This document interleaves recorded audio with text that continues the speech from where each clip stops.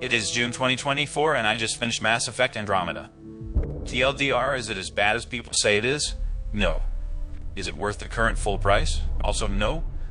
Okay, let's dive in. I want to make this as short as possible, so I'll talk about only 5 main aspects of this game: combat and level design, traversal and maps, systems design, story, and finally graphics and art design.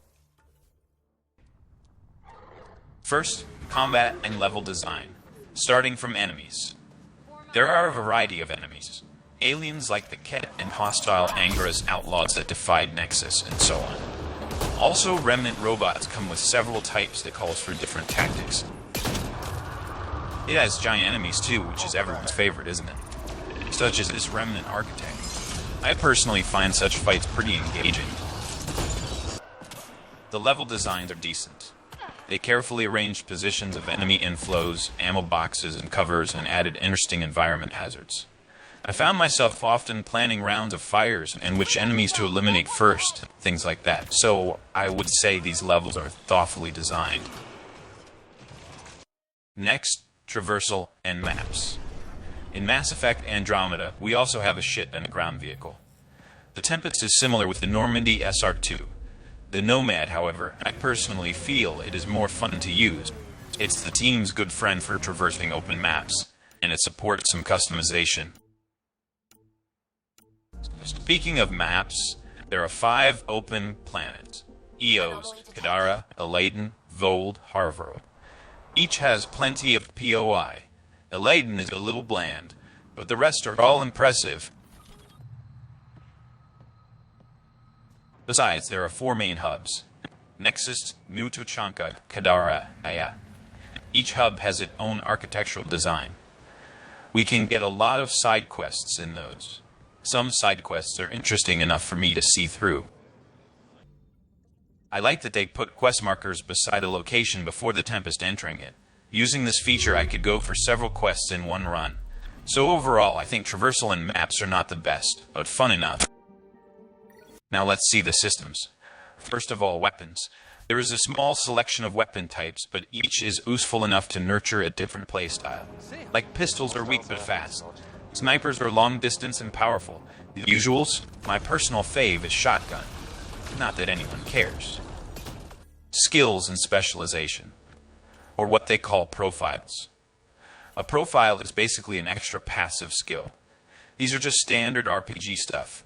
Not too much to talk about. Next, resources and crafting. These are just a way to encourage the players to explore the maps. The craftable items are not very enticing, actually, but I did make effort to gather resources for the N7 armor set.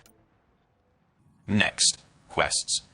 There are meaningful choices in some side quests, such as the one with the Angara Ancient AI.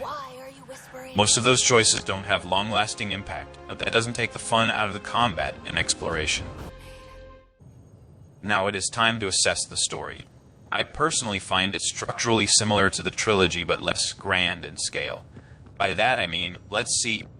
Commander Shepard starts with discovery of ancient technology, dead once. Fight a powerful enemy who wants everyone else dead, and save the galaxy. Pathfinder Ryder starts with discovery of ancient technology, dead once, fight a powerful enemy who wants everyone else enslaved, and made the galaxy livable again. Fortunately, it is a good formula. And even with less grandeur, since survival in a wild environment is also a heroic thing, the resulting story is above average good. Don't expect too much from the romances, though, because the bad animations really breaks the characters a bit. But you need to know, I resist checking out of this hotel every day.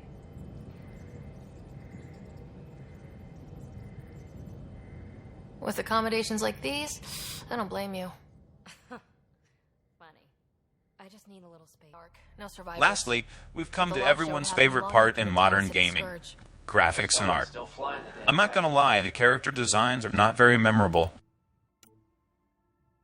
Sure, they built a new race called the Angara people, but most of the good character and creature designs are the legacy of the Mass Effect trilogy.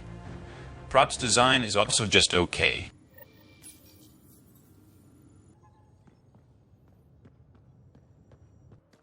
On the other hand, I would say the environment designs are impressive.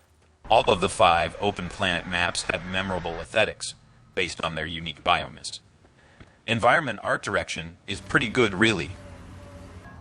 Graphic-wise, these environments are made to look pretty with good lighting. Textures are good. Visual effects are good. I think the graphics even looks fine by today's standards. The voice acting is decent. The voices properly carry out characters' emotions and make them feel alive.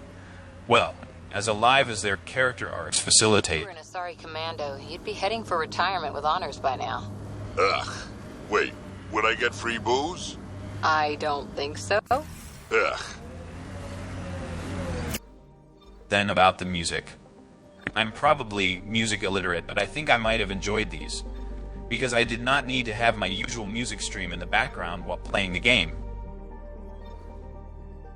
Okay, that's about it.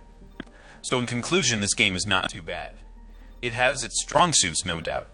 And if you are a fan of linear shooters like space operas and don't care too much about animations, then this is definitely worth getting. I'd say a price of 50% or less is worth it.